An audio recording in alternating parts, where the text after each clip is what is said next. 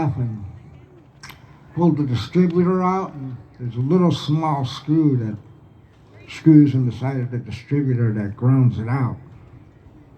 Little tiny screw.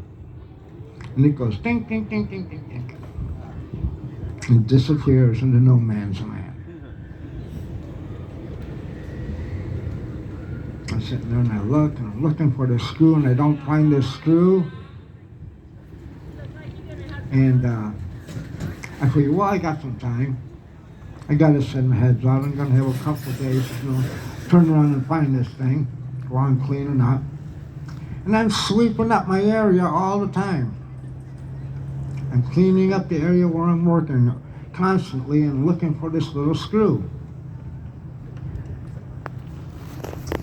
And I did that for 3 days. Heads come back. Get the heads on, get the engine back together. Comes the time for the little screw. So I'm once again bending over the fender of the car looking for this little screw. I hear a voice. And the voice says, look between your feet. I look straight down, and dead center in between my feet is that little screw. And I'm like, who are you? And he said, I'm the Lord. And yes, I'm dude. And if I help you with the little things, don't you think I'll be there for the big things also? So I've been nurturing that relationship with the God of my understanding ever since. And it takes time. This is a spiritual program. This is not a religious program. Religion is man-made, and it's put people at odds with each other and started wars all over time. Spirituality is God-given, and it brings us closer together. Now, my belief in this program that we call recovery and spirituality is that when we're born, the God of our understanding turns around and gives us each our own little spirit. Lets us know who we are. You ever wonder why you got a world full of people and there's no two alike? Not even identical twins that are born together. They both come up with their own personalities. And that's the essence of God in our life. The spirit that He gave us at that time of our birth. And what happens over time for me is that I start looking at the things that start looking good. The things that will make my life better. The things that I think might make my life better. Then I think about ways and means and that I could get them no matter what. And then I want attention. So what happens? I start doing drugs, along with all my friends. And that spirit that God gave me when I was young gets covered up with crap and covered up with crap and covered up with crap. To a point in my life that I'm going around and I have no feelings. I have no emotions. I don't care about the people around me. I don't even feel like I'm alive. I don't even know who I am because I spent so much time trying to please everybody else that I'm clueless about my own identity because I don't even know what it is. I remember the first year that I was in this program. I got a year clean, and some women came up to me and said, hey, I'd like to date you. And I said, why? And they say, well, I'd like to get to know you. I look at them and say, I don't even know me yet. How can you get to know me? I don't even know me. It took me 3 years in this program to kind of get an idea of who I was inside. It took 3 years in step work to start getting that crap off of my spirit.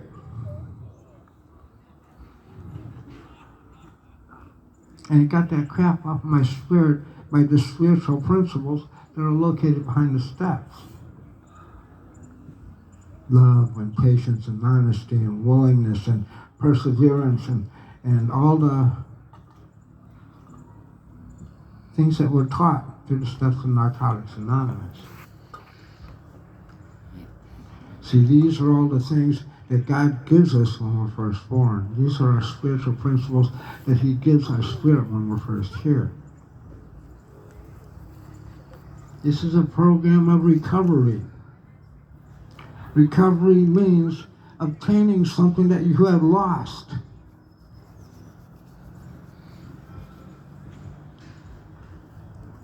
First thing that I lost was myself. I spent a long time doing it. I know I've been around here for a couple of days now. I'm 26 now. And I'm still building that relationship with the God of my understanding. And that doesn't matter what the God of your understanding is. I build a relationship with Him. Not just say, oh, I got one. I got one I turn to when I'm in trouble. I got one I turn to when I'm pissed off at somebody. I got one that I'm turned to in the time of need. The God of your understanding wants to be your friend. He wants to be your companion. See, a lot of people around here start out with nothing. And they get into the program of Narcotics Anonymous and they put the work in. And all of a sudden they have jobs, they have homes, they have families, they have people who love them.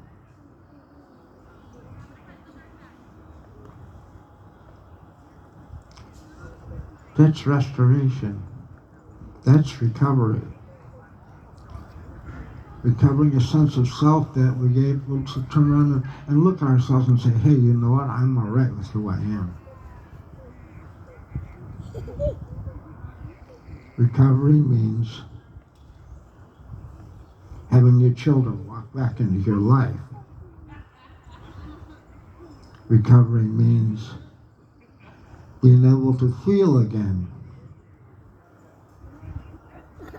Being able to realize that you have feelings. And you know, when first year that in my recovery, my feelings were up and down so much and I couldn't stop crying at meetings. I would share and I would be blubbering. And I'd go to a meeting and say, I'm not going to cry, I'm not going to cry, I'm not going to cry. And in the middle of the meeting, someone asked me to share and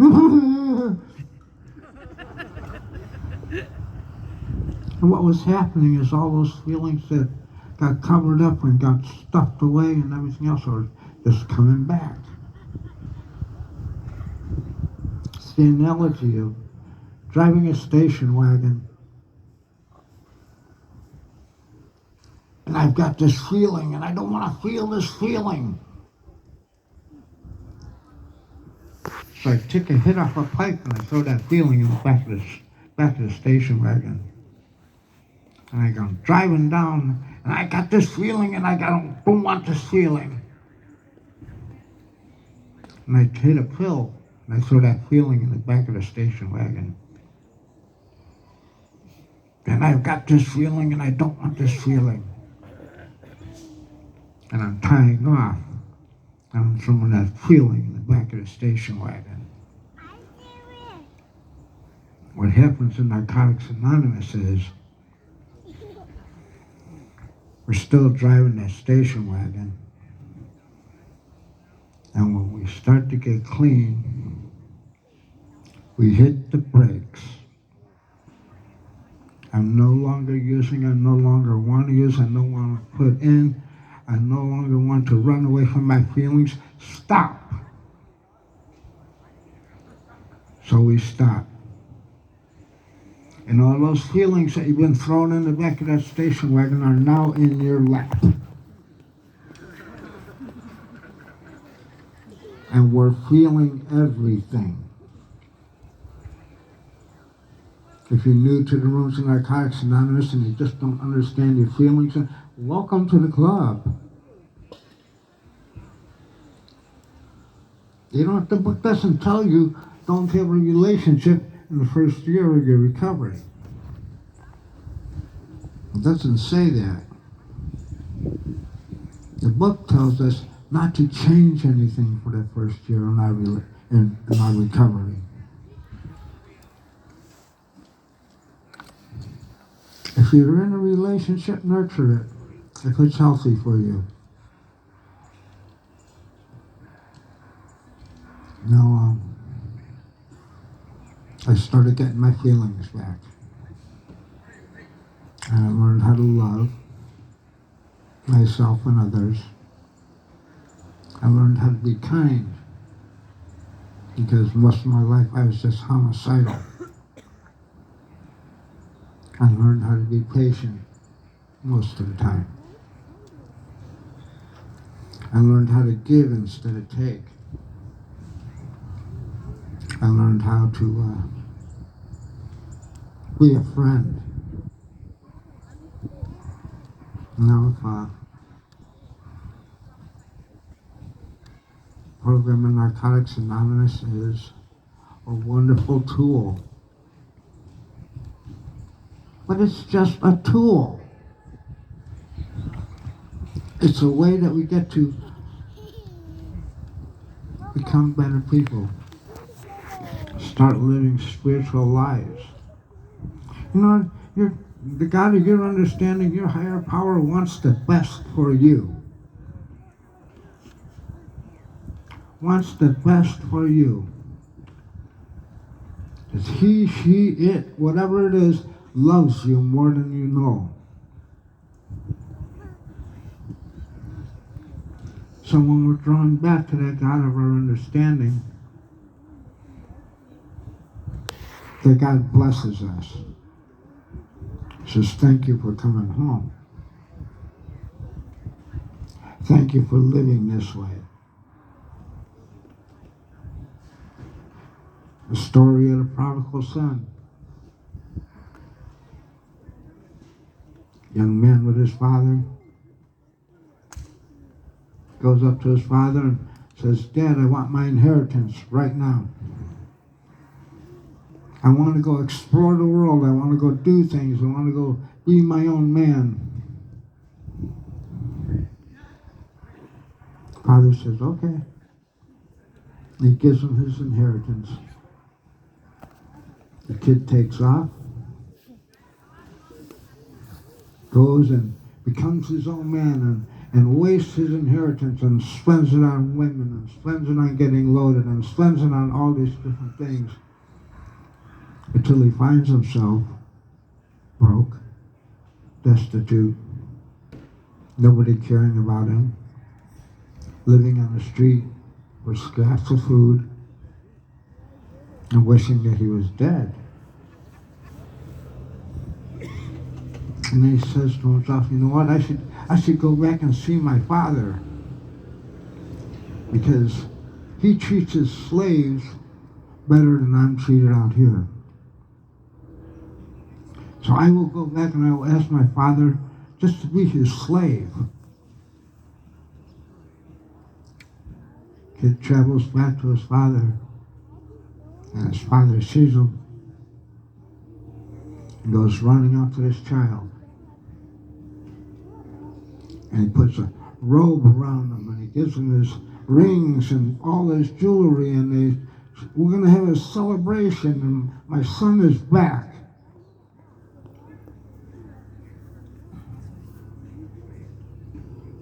It's the same way that your higher power and the God of your understanding feels about you.